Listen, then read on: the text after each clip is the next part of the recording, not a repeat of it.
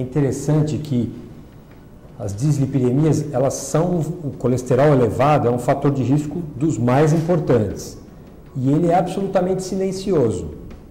É uma raridade absoluta a pessoa que tem o colesterol elevado, ela ter algum tipo de sintoma, a não ser se esse nível de colesterol chegar em valores tão elevados que ele começa a se acumular na pele e começa a aparecer manchas típicas de colesterol alto, mas o mais importante é que é totalmente silencioso. Então, o único jeito de fazer o diagnóstico é você fazer um exame laboratorial para isso. Você pode levantar essa suspeita se você já tiver uma história familiar de colesterol alto. Pais, mães, irmãos, tios, você já suspeitaria, porque tem um componente hereditário determinado geneticamente bastante importante nessa questão do colesterol alto. Mas se não fizer o exame laboratorial, que é um exame muito simples, não tem diagnóstico.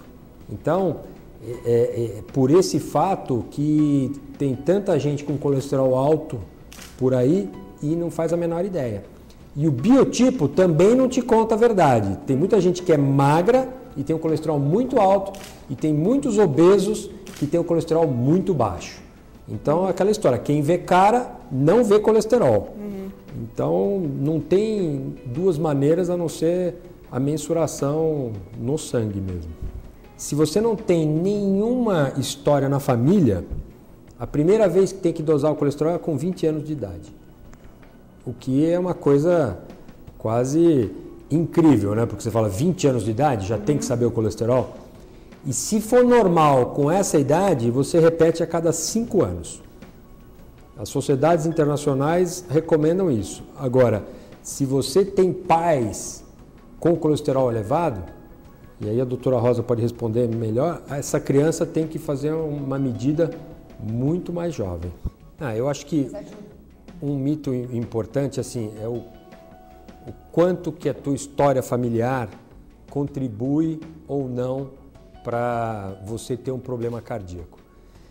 Isso vem mudando ao longo do tempo, na medida em que a gente vai entendendo mais a biologia e como funcionam as doenças.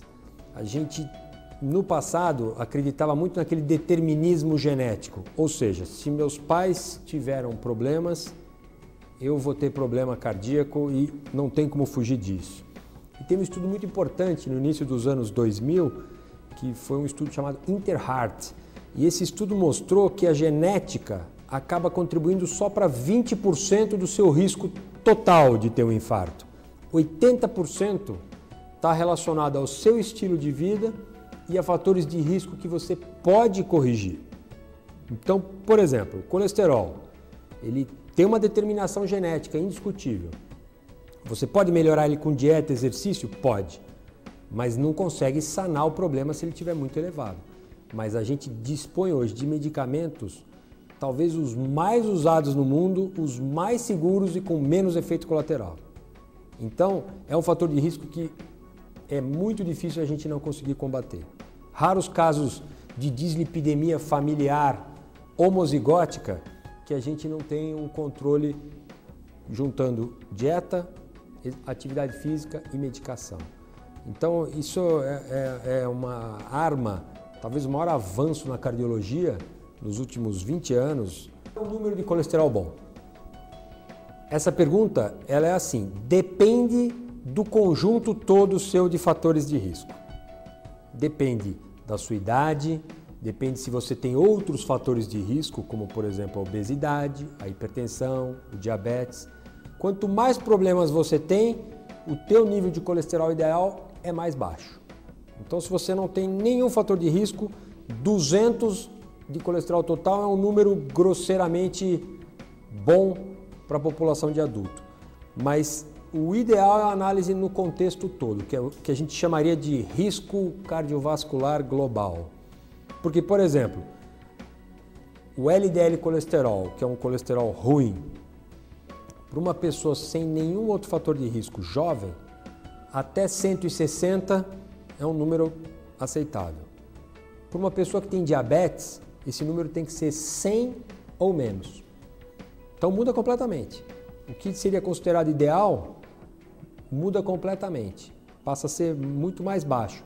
E aí é que entra a necessidade de um tratamento mais agressivo.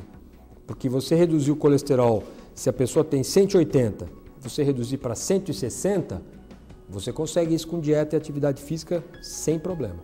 Mas sair de 180 e chegar em 100, isso com dieta e exercício vai ser muito difícil. Se você talvez virar um vegetariano extremo, chega perto, mas também acaba não chegando. Aí entra a necessidade das medicações. Foi realmente o estabelecimento dos remédios para combater o colesterol. São remédios de dose única, posologia fácil, você mede o efeito dele através de exame de sangue. Um mês depois de já começar a tomar o remédio, você já tem certeza o quanto que ele está funcionando. Então eu acho que a gente tem tudo para controlar o colesterol alto. Talvez seja o fator de risco que a gente tem mais armas para conseguir um controle adequado do que qualquer outro.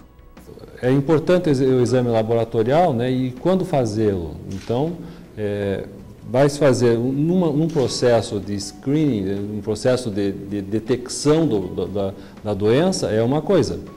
O outro comportamento é, uma vez diagnosticado uma dislipidemia que está sendo tratada com medicação ou sem medicação, né? Então, vamos dizer, uma vez feita uma intervenção, o que eu costumo fazer, vamos dizer, eu não costumo tratar de pronto. A gente, uma vez detectada uma dislipidemia, você vai tentar investir com métodos não farmacológicos, fazer a dieta, fazer exercício, tudo que nós passamos falando 2 horas aqui. E quando que você vai ver se isso daí está sendo efetivo? Então você vai esperar alguns meses, né, para ver se está havendo uma resposta em relação àquilo. E outra coisa se aplica também em relação aos remédios. Os remédios são mais rápidos a ação, como o professor Gebara falou, às vezes 1 mês. Eu habitualmente repito o exame em 2 meses. Então, uma vez feito uma intervenção medicamentosa, a gente repete os exames em 2 meses, tanto para fazer a avaliação dos lipídios, como aqueles outros exames de efeitos colaterais que eu citei, da função hepática, o exame da CK, né? Então, para ver se houve alguma mudança naquele paciente que não tomava remédio e começou a tomar remédio, quando que você vai acompanhar. E depois, uma vez estabilizado isso, a gente repete os exames cada 6 meses, mais ou menos, para observar se o paciente está de acordo, porque isso tudo é muito dinâmico, né? Como foi dito, esse paciente, quase certamente, ele vai tomar, deverá tomar o remédio para o resto da vida. Mas ele não vai ter um carimbo, o remédio vai ser esse para sempre. Então, a dose poderá mudar, às vezes terá alguma intercorrência, ele deverá trocar de remédio, ou muda um pouco o perfil lipídico, aumenta mais o triglicerídeo, às vezes a necessidade de acrescentar mais uma droga. Então, tudo é muito dinâmico e esse paciente deverá ser monitorado. Ele não deve ter a noção que se ele está com uma receita, ele poderá ficar tomando aquela receita indefinidamente sem o acompanhamento médico. Eu acho que isso daí é fundamental para fazer a avaliação tanto da dislipidemia em si, como do aparelho cardiovascular como um todo. E periodicamente ele deverá fazer a consulta e os exames complementares de investigação cardiológica também que sejam julgados necessários.